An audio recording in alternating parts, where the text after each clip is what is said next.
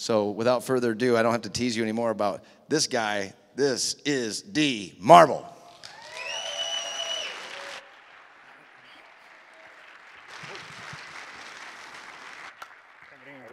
right, thanks, man.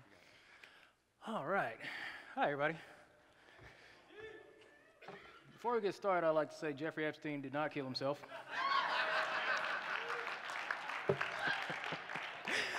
All right, so gonna switch it up a little bit. Gonna try to bring some energy here. Not sure what Robbie was thinking, put me on after Rob Skiba. But if you expect me to try to be serious at this point and try to teach flat Earth after that guy, anyway. But give it up for the Jedi Master Rob Skiba. Okay. So the title of my presentation is On the Level, because I consider myself to be a rather level-headed guy. So let me get started, I'll tell you. Do we have any ex-service members, current service members? I'm a former veteran myself. Anyone? All right, I'd like to thank you for your service. I did 8 years in the U.S. Army, got out in 2008. Didn't want to do another tour in Iraq. I saw some things over there I didn't really appreciate, the idea of sending young, poor people to fight against other young, poor people in a distant land for bankers. I didn't really, I wasn't digging it, you know what I mean? So got out in 2008.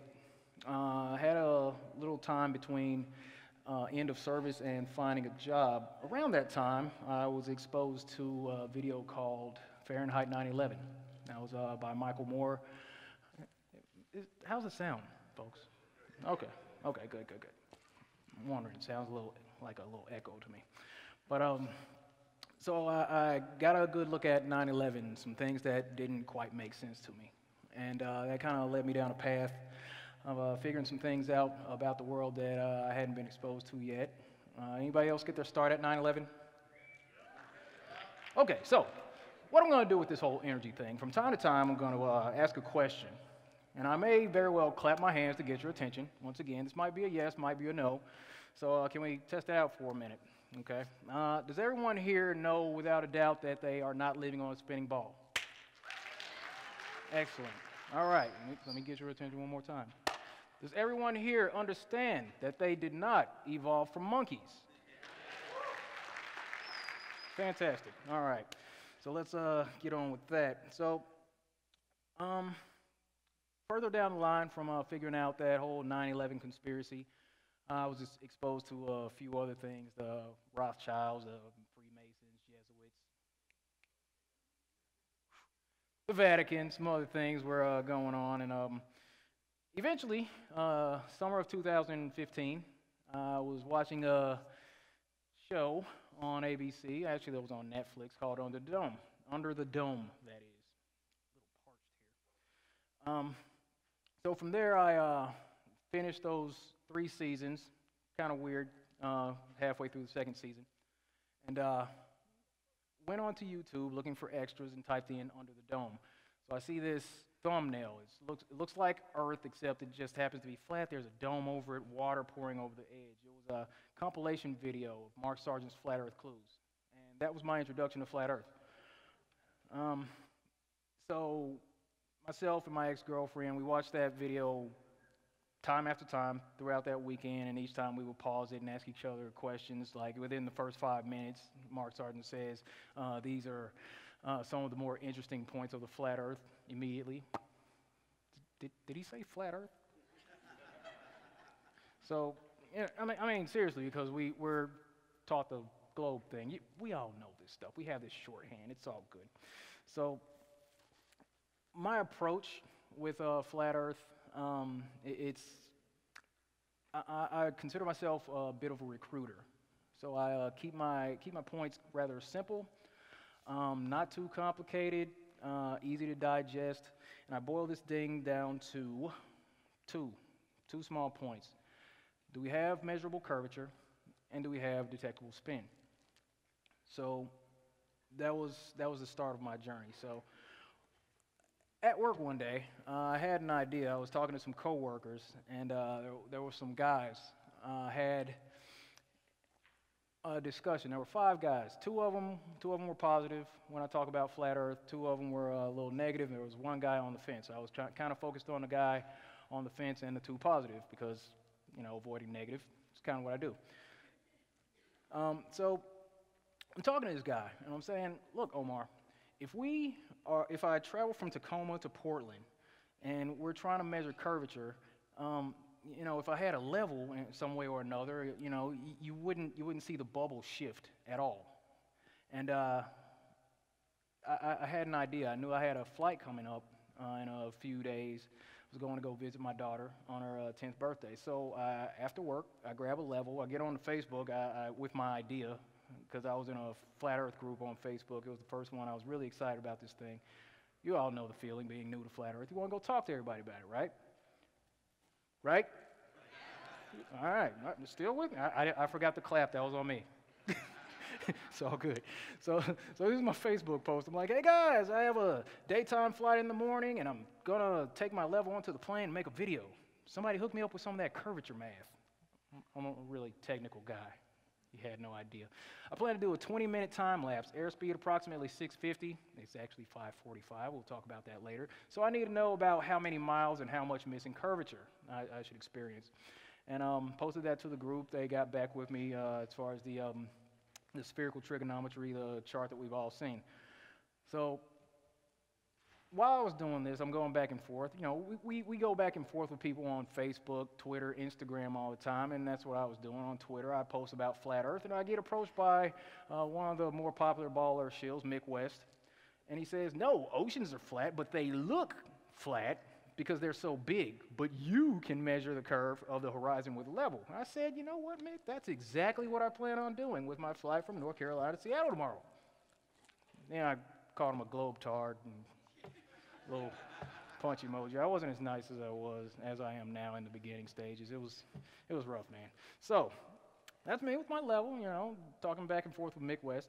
So what I did, it was 2017. This was April. Yeah, it was May 1st, April 30th, one of those days. Anyway, so get onto a flight, and the cruising speed was of the A321 Airbus was 515 miles per hour. The flight time, and what I did, I took my level, I took my old iPhone 4S, trusty sidekick of mine, and did a time lapse. And while I placed the level on the tray table, the bubble stayed centered through the entire flight. So I did a 23-minute, 45-second time lapse of that video recording. And the distance I traveled along the Earth's surface was 203.85 miles. Being that I recorded that entire time, at that speed, at that distance, 203 miles, that should have accounted for 5.24 miles of downward tilt of the airplane flying along the curve of the Earth. But the level showed me that the plane was actually flying through the air over a plane. They give us these things out in the open. We've all heard truth in plain sight. So I post that on my YouTube channel when I had about 27 subscribers. A guy I work with comes to me like a year later after the video had gone viral and tells me that he actually put that video on Reddit. And a lot of people were having this huge argument that I had no idea about. So I was starting to wonder why I was getting more subscribers all of a sudden. Starting to wonder why more people were approaching me on Facebook, these social medias, wanting to argue with me about this stuff. I had never been in a position where I was being attacked by so many strangers. I know you have no idea about that, right? Because the second you say flat Earth, society's taught to flip on you. That's what happens. So because of that, the video went viral. I was written about in a ton of publications, and they would link the video to their article calling me an idiot. And and people would go to my channel and they would watch it, leave their comments or a thumbs up, mostly thumbs down. It's actually about a ratio of about 100 thumbs down to every one thumbs up. But You know, actually, funny story, one guy left a comment, and I forgot where I put that screenshot. He says, "I'm sorry I had to thumbs down your video. I needed the money." As if YouTube's kind of paying people, you know, just pay. Seriously, I'm not kidding. If I had a screenshot, if I'm lying, I'm dying. Anyway, so yeah, because it went viral, now you type in your Google search spirit level guy, what's up? So, you know, unintentional recognition. I'm an introvert. If anybody knows me from, you know, growing up, I'm usually the guy sitting in the corner at the party, hanging on the wall, you know, during the dance and all that. Getting up talking in front of people, having a whole lot of people asking me questions, not my thing, not at all. But, you know, you live and you learn and you grow to become who you need to be to help this thing along. So I face my fears and I sweat behind the podium in order to spread the truth about our world.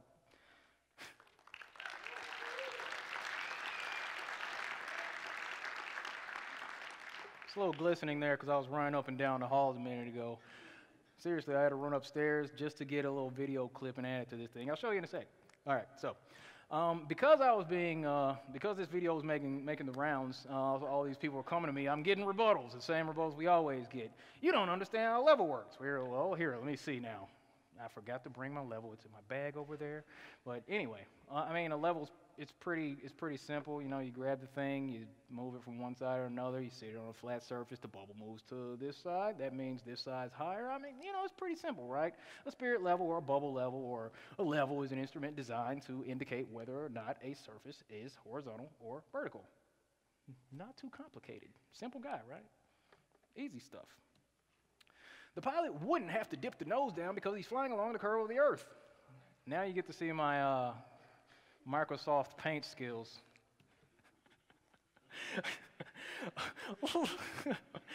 Look here. This is simple stuff. I'm like, dude, the plane flies level. That's what the bubble indicated in the thing. Look, the plane would eventually have to dip the nose down. If I'm flying over 5 miles of curvature, it's going to have to be made up at some point. You know, it's pretty simple. If the plane's flying this way, that means the Earth is curving beneath. Duh.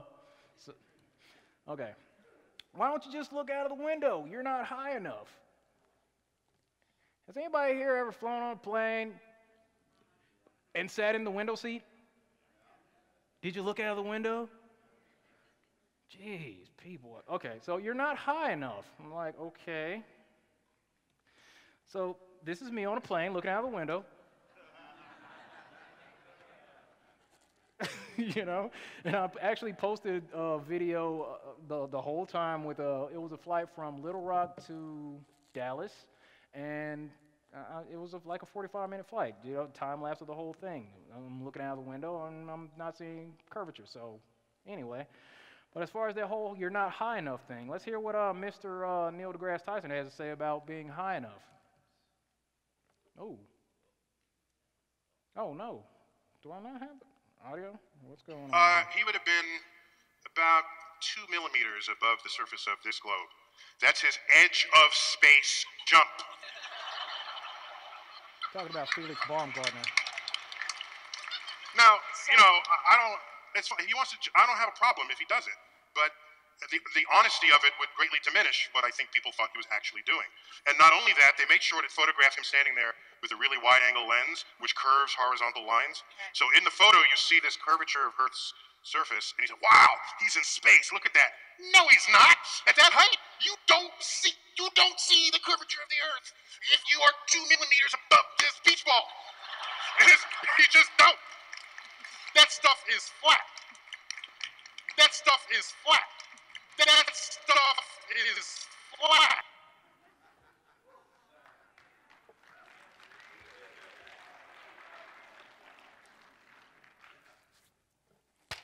So if Felix, in his edge of space jump, was not high enough to see the curvature, can we see it from an airplane at 35,000 feet? Thank you. You guys are awesome. All right, so moving along with this whole whether or not it's flat. So it was August 6th, 2018, the year of our Lord. Myself and a friend of mine, Mark, we worked together. He's a flat earther. We had an idea. You know, he's always excited about wanting to go out and make observations, and we had a plan. We were going to get together one weekend. That kind of fell through, so we, worked it out to where, okay, we're going to meet up at this Starbucks. We're going to have a little strategy session. I had all my stuff in my van at the time, my mobile flat earth billboard. He had a laser that had a 12.5-mile range on it. I got my P900. So hey, let's see what we can do. We found 2 points on the Puget Sound. All right, the laser was positioned at Owen Beach in Tacoma, Washington. That's where Mark was with the laser. I was across the water at Saltwater State Park. I was acting as the observer. There was a live stream going on that I did. I had an audience of, what the heck? Okay, anyway, moving along. What is going on here? Anyway, so anyway, let's go back here. I'm just going to wait for it.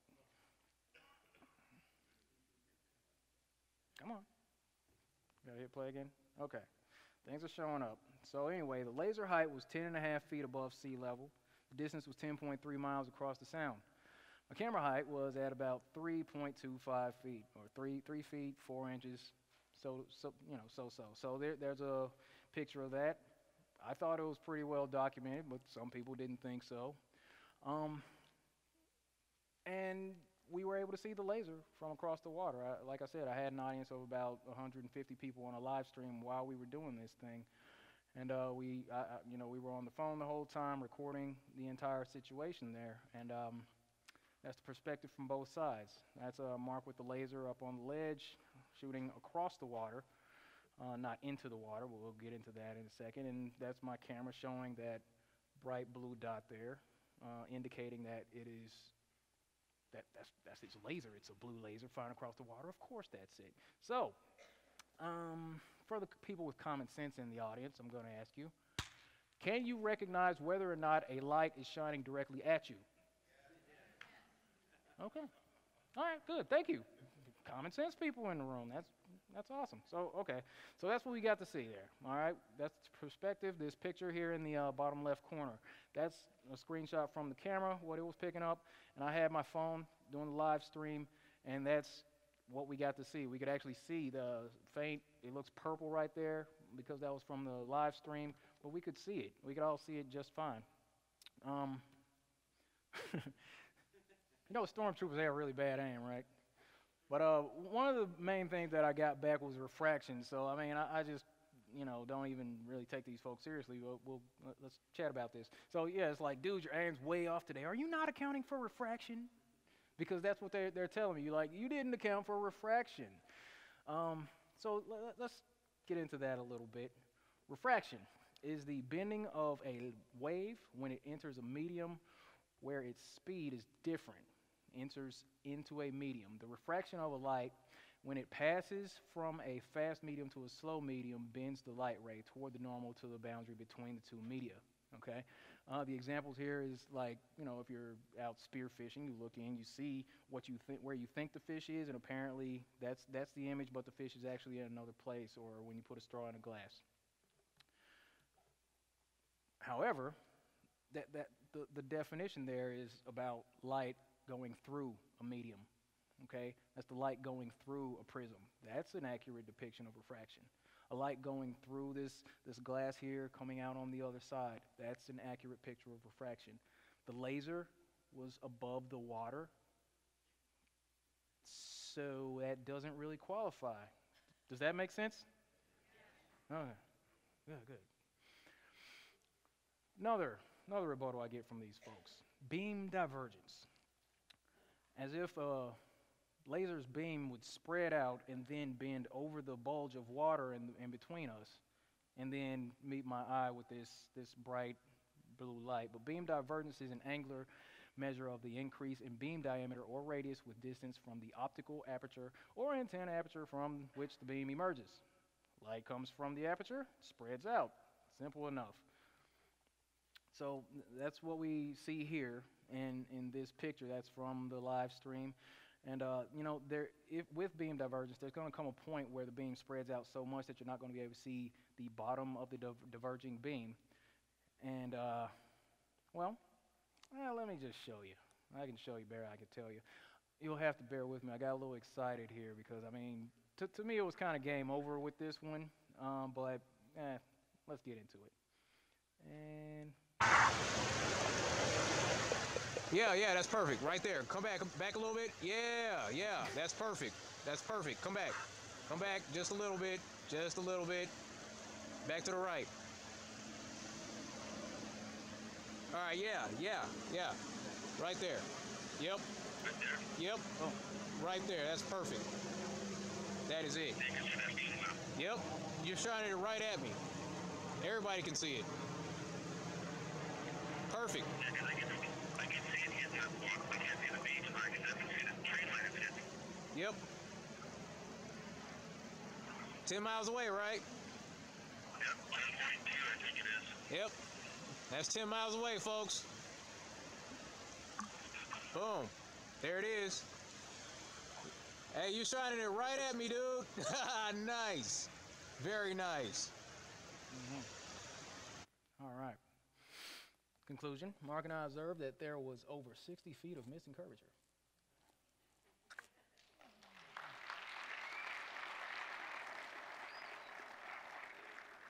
Fun fact, the Puget Sound is connected to the Pacific Ocean. The Pacific Ocean is connected to every other body of water. So if there's no curvature over that part of the ocean, it's probably not going to show up anywhere else. So, I mean, does that mean that the Earth is flat? Common sense stuff? It's pretty simple. I mean, that direct line of sight, does that make sense to you? Easy enough? We already know that we understand when the light shines directly in our face. I got two of them right now. All right, so on to this whole whether or not we have a moving Earth. Okay, so is the Earth tilted and orbiting the sun? Because that's what we're told, that the Earth is orbiting around the sun, 66,000 miles per hour. The sun's dragging all the planets through the Milky Way galaxy at all these unimaginable speeds. And yet we feel absolutely no motion. But we've been trained away from our senses by the modern indoctrination system, so that's not good enough for people, a lot of people actually. So let's move on to this thing. Let's look at this Earth tilting situation. Can you tell whether or not an object is moving if you're standing still? Yes. Fantastic. Let's just do a little visual representation. I like to, what I did a lot of in 2018, I got really excited about doing time lapses. So I'd go out to the beach, out to the American lake, and I'd, record the sunset for about 4 or 5 hours. Helicopters moving through the air, right? You wouldn't be mistaken in seeing that flying through the air. Okay. One evening, I sat in a Walmart parking lot, got a full moon and a clear sky. So I decided to stay out all night, just watch the moon move across the sky. You can also see Mars just a little bit beneath that. Ever seen a full moon transit? Isn't that pretty cool? Interesting night. Very, very, very mild, really, really chill situation there. But, it's pretty obvious to those who have eyes to see. More obviousness here coming up. So if you're on the ground and you see an airplane flying over you, if you have a camera and you're following the airplane up overhead, and then you have to turn around and track it with your camera, that means that you're standing still and obviously the airplane is moving.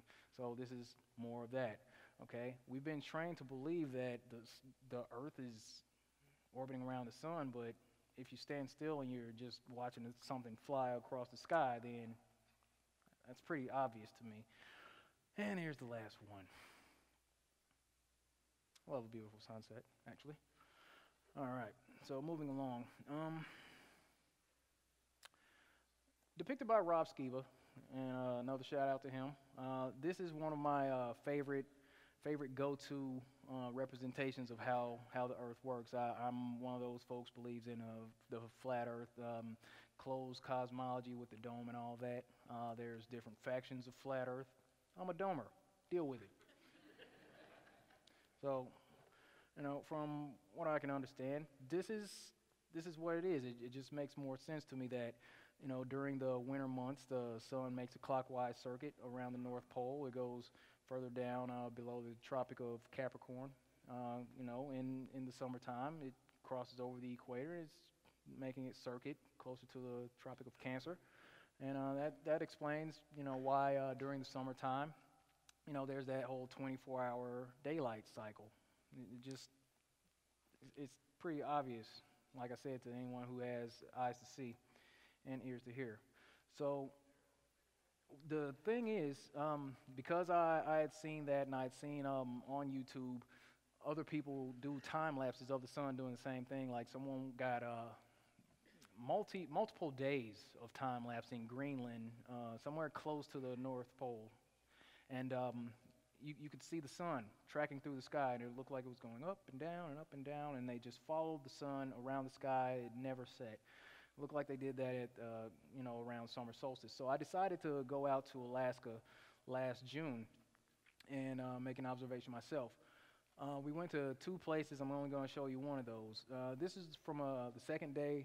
My buddy Chris and I were out in Alaska. We went down to Tok, Alaska. We found this nice little rest stop. And there was nobody around for miles. It was awesome. So what you see here, this little orange pole in the bottom corner, that's going to be the start point. We'll just track the video around. I'm just going to show you the horizon, where we're at, and we're just going to follow the sun. Because obviously, if you take your camera, and I mean, obviously what I did, I took the camera, I spun it around, and brought it back to the same spot. It's obvious stuff. And at that point, actually, you know, before it went down below the hill, the sun was actually over Africa at that point. It was awesome. Then it comes back around, right back to the pole.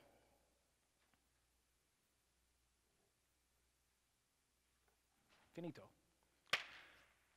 Do you know when a camera makes a 360? Yes or no? Yes. All right, so I mean, that's pretty much what you just saw. We're going to leave it at that. One more thing, let me see. What else we got? Well, there was another situation that I had.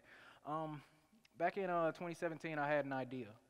I was at work one day, and I'm on Twitter, and one of my friends on Twitter, he posts a picture. He's in Australia, and he posts a picture of the sun and says, "This is right now in Australia." You know, it had been like 5 minutes from when I'd actually checked that post. And he takes a picture of the sun rising. I'm like, sun's rising in Australia? It's about 1:30 in the afternoon in Tacoma. I'm looking up. I'm like, but the sun's right above my head right now. That's weird. So I get in contact with a couple of friends. My buddy Matt, he's in the UK, in England, and Luke Dow, he's in Australia. So I have an idea that I'm going to do a video chat with these guys to see where the sun is. I'm in Tacoma. If the sun's above my head in Tacoma, I want to see where it's at in England. I want to see where it's at in Australia. So what we did just that. There was a video I got on my channel. It's called Globe Debunked in Under 6 minutes. It's actually 5 minutes, 59 seconds, going over this technically. And what we saw, Matt could see the sun going down on the horizon. It was 9:03 where he was at, 1:03 in the afternoon where I was. Sun's high in the sky, it's going down where he's at. A few minutes later, I'm like, "Hey Matt, appreciate you. Thank you for your participation in this situation. Still haven't met the guy face to face. Love him to death. Texted him the other day. He's still willing to help out anytime. He's out flat smacking people in the UK all over the place. Good guy. You know, Flat Earthers unite."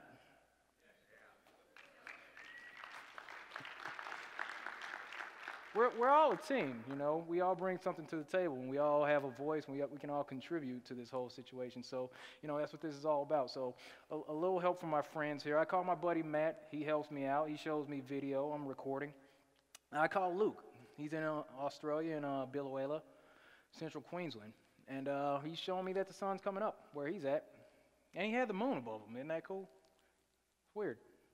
So, sun's over my head there. It's going down in the UK. It's coming up in Australia. I'm like, wow. And Luke wasn't even upside down. So you know, look, very more simple graphics for him. Like all three of us have eyes on the sun. Awesome. So that was, you know, I just like to make these simple observations. Like, does that really make sense on a globe, man? I don't think so. But here, let me. There was another video that I did while I was in Alaska with Chris, and I actually did a Facebook video. Let me show you. I got in touch with Matt and my buddy Sammy. So let me. Maybe we'll have some fun here. All right, Matt. Can you show everybody the sun, please? I think it's basically just, you see, over there, just about. Can you see it? Yeah. As in, like, basically, it's just below the horizon. It's just right over there. Dark there. So it's literally just behind them houses. You can see it if you're, like, a bit taller. It's over there. That's awesome. All right, so yeah, as we discussed, I'd like to hop on. Hey, how you going, bro? Hey, we got Sammy. That's good. Sammy's in Sydney. Man, I'm sitting on the bus in Sydney, but I can show you. Awesome. There you go. Ladies and gentlemen, Sammy's showing us the sun in Australia, and I'm showing you the same sun here in Alaska, right overhead. And we had just seen the sun in England. See if that actually makes sense, because I'm looking straight up, and they'll tell you that it's because the globe is tilted a certain way because of this time of year. That is bull crap. That's exactly right. It's impossible, isn't it? Hang on. Yeah, look, there we go. Is that better? Yeah, there you go. That's more like Australia. You're a nut, man. Upside down. Yeah.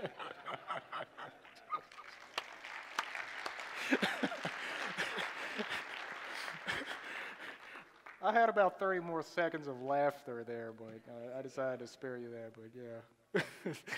Oh, that was all kinds of fun. Okay, so you didn't account for the tilt of the Earth. This just proves the globe. How? But okay, all right, fine. So I did a follow-up on that video and pulled my globe out, and you know what? I actually wasn't accounting for the tilt of the Earth because, well, it just didn't occur to me at that point. But let's talk more about this whole tilting, because there's more than one way to skin a cat, my pops used to say.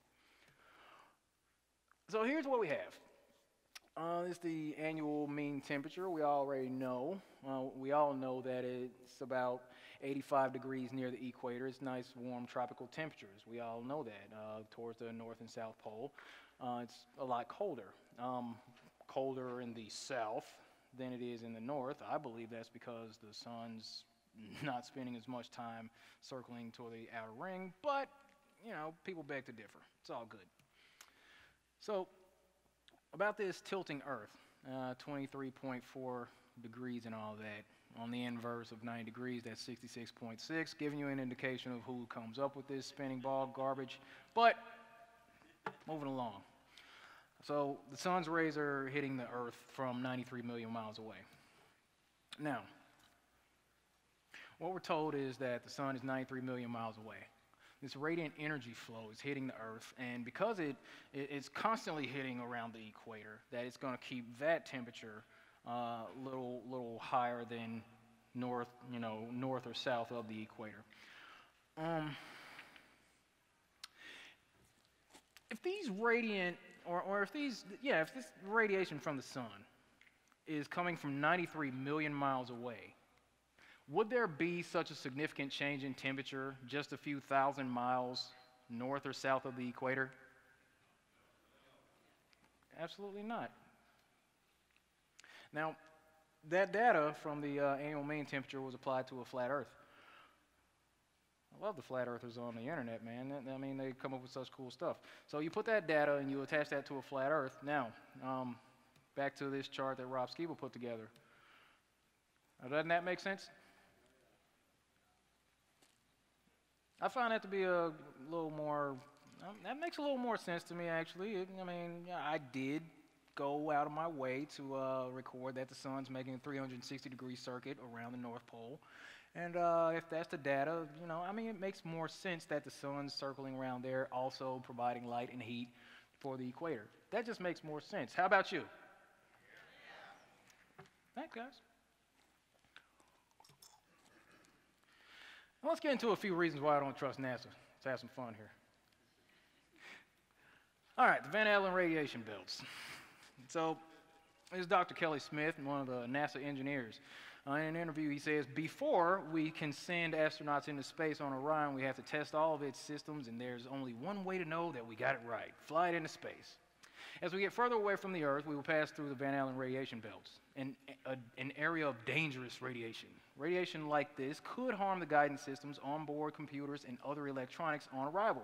Naturally, you have to pass through this danger zone twice, once up and once back,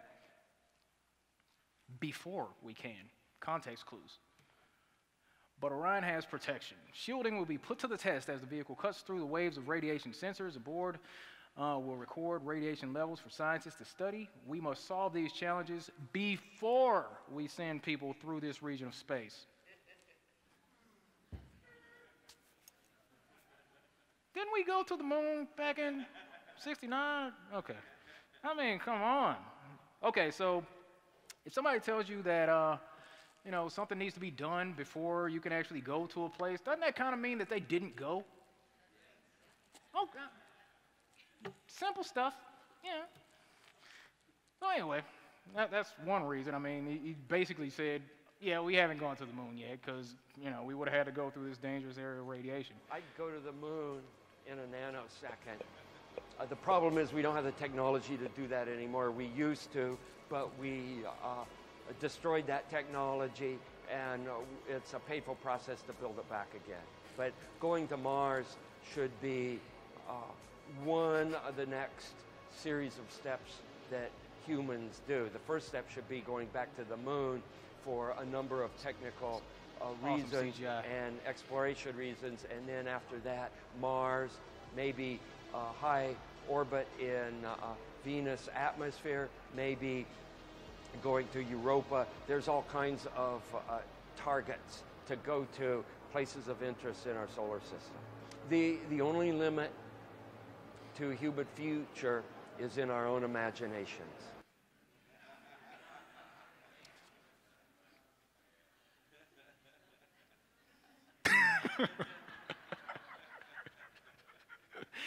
Okay, so a lot of us already know the relationship between NASA and Disney anyway. You know how Werner von Braun, one of the, you know, higher-ranking NASA engineers, was really tight with Walt Disney. So somebody posted this online. I'm like, well, that's obvious. It goes right with what he said. But let's go back to that whole, it's, you know, it's really painful process to build that technology back.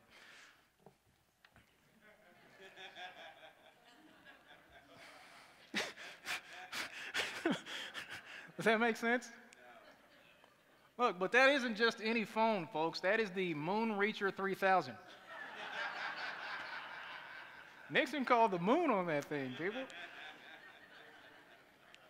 And we lose service on freaking, you know, Samsung, like going from one town to another. But yeah, to the moon, right? Sure. Okay, more technological comparison. This is the 2019 Gran Turismo convertible. $164,980. Pretty nice, right? All right, here's the 2019 Ferrari Portofino, $214,533. Sleek. And here's the 1969 Moon Rover, $9.5 million.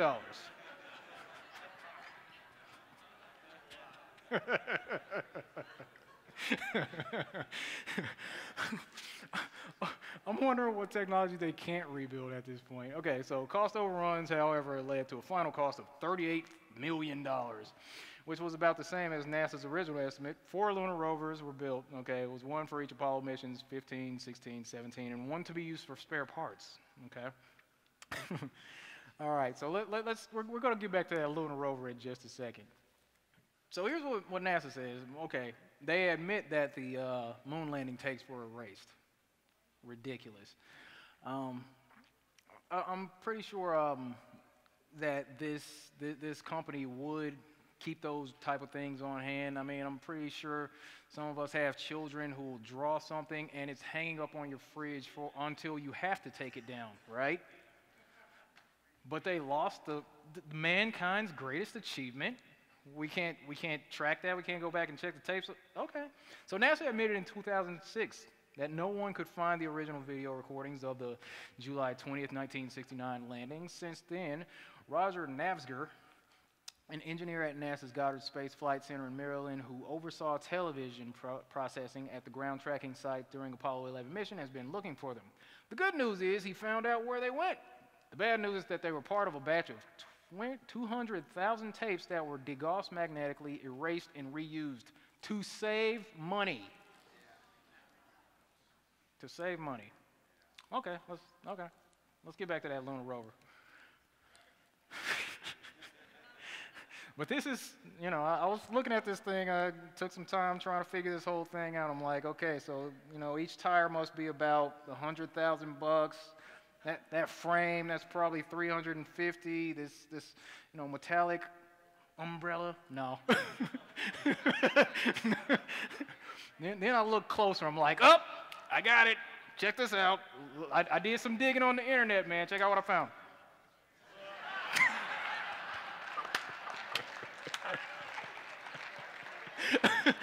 It's got to be the chairs, man.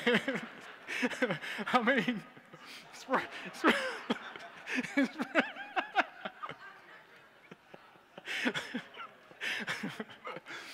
all right.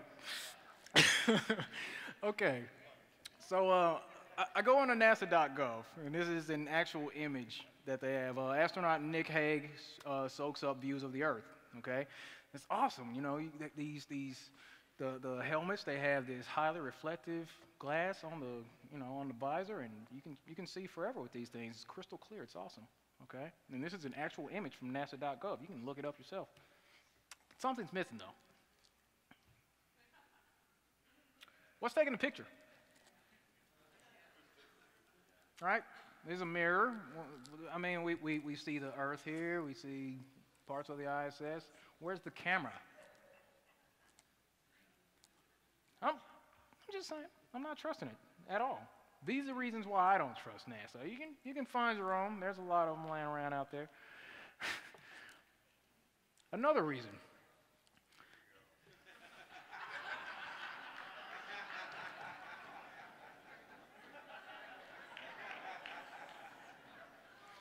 Yeah, that's a real article. NASA wants to probe deep into Uranus in search of smelly gas.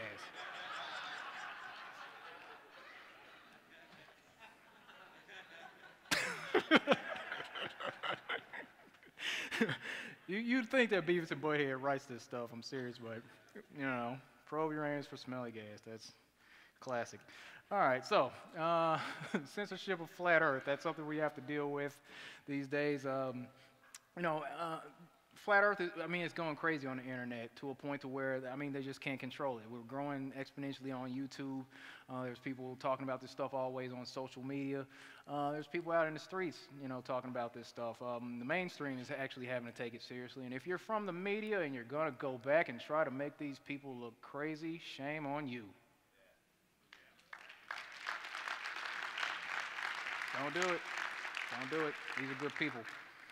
All right, so real quick. Violates our policy. In terms of conspiracy theory content generally, our goal is to promote authoritative content to our users. So we have two principles that guide the way here. That's the first one, is we want to provide users with authoritative, trustworthy information. I'm sorry to cut you off. I only have a minute and a half, and I don't really need to hear what you're trying to provide. I want to know how you're dealing with all these conspiracy theorists on your platform.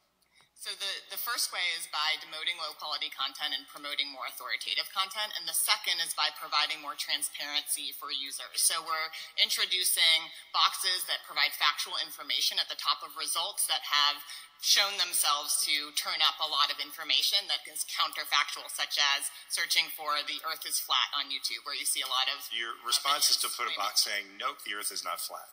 Correct. Okay, I have a question, Ms. Like, why would she use that as an example? Like, what we do? I mean, we just don't believe that we live on a spinning ball because there's no curvature and there's no detectable spin. I mean, it's not such a big deal, but we have opposition. And that's an example of one of those little boxes that they put at the bottom of these things. From YouTube's official blog earlier this year, we'll begin reducing recommendations of borderline content and content that could misinform users in harmful ways. Harmful. Such as videos promoting a phony miracle cure for a serious illness, claiming the Earth is flat, or making blatantly false claims about the historic events of 9/11. What we're doing is dangerous? Come on, man. I don't think so. I mean, like, has anyone been hurt? Look, pull out a little ball, pull out a little doll or something. Show me where the flat Earth hurt you. That's what we gotta do for these folks.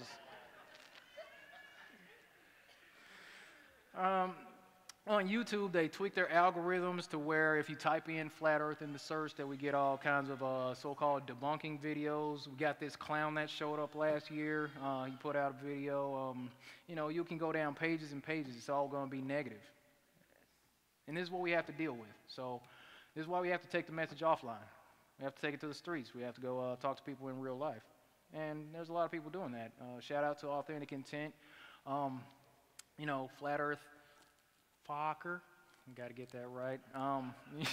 You know, people, look, also a massive shout out to the folks in Europe, the Globali Tour, Roxanne, Dave Murphy, that crew. I'm telling you, they went to 50 countries. They're all over the place. Awesome stuff going on out there. But I did a little activism myself. Got my mobile Flat Earth billboard. I was driving that thing around for 2 years, spreading the message everywhere I went. Easy enough. There's a little activism with myself, my buddy Ted in the back. What's up, dude? But yeah, we're just out at the beach. Got some stuff from Flat Earth 101. You guys ever seen Nikon P900? Nikon, I have not. Dude, zoom on this thing is talking crazy. to these people about, never mind, I'll just skip that. Anyway, so look, I'm almost out of time. So if you wanted to get involved in activism, you can go to flatearth101.com, grab some stuff over there. You know, they have videos, they have articles, maps, postage stickers, posters, whatever. You can go do your activism there, different websites to connect people to, get you on your way to spreading this thing out. Can't get into that. I'm out of time. Like to thank everybody for coming out. As always, be good to each other, take care of yourself, and stay flat.